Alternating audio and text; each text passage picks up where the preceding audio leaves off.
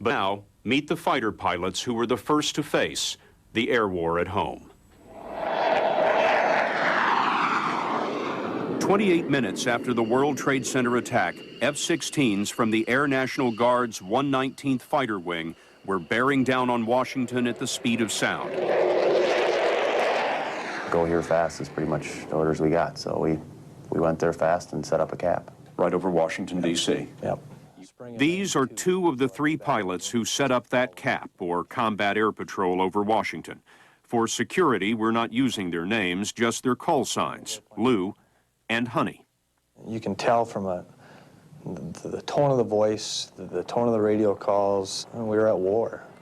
One call they asked, essentially, it was the Pentagon. We could confirm the Pentagon was on fire, and we let them know that. You see the west side of the Pentagon, and at that point it was engulfed in flames.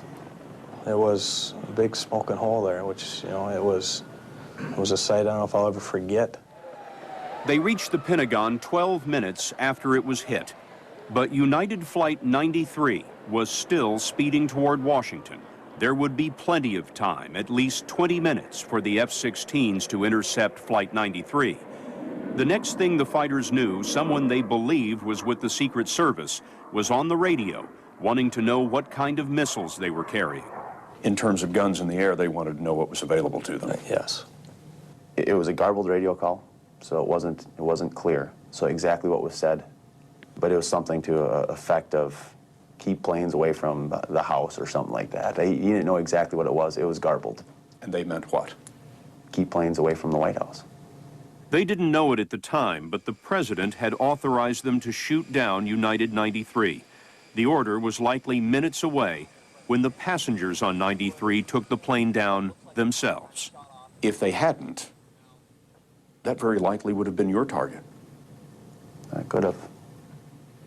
That's not something you've ever trained for, shooting down a civilian airliner. No. Could you have done that? Well, I mean, if it's a lawful order and authenticated appropriately, it's something you would have had to have done. Probably would have double, triple checked the authentication and confirmed it with your flight members to make sure, am I hearing this right? But that's what you had to do, and you got the order to do it. You do it. You got to trust the people controlling you on the ground have more pieces of the puzzle than you have up there, and you just got to trust them that what they're telling you to do is correct. I'm sure you've thought this over. You would have pulled the trigger? Well, yeah, I would have. You've worked as an airline pilot. Mm-hmm. It just strikes me as the most terrible order that a man in an F-16 could ever get. Yeah, me too. They're not alone anymore.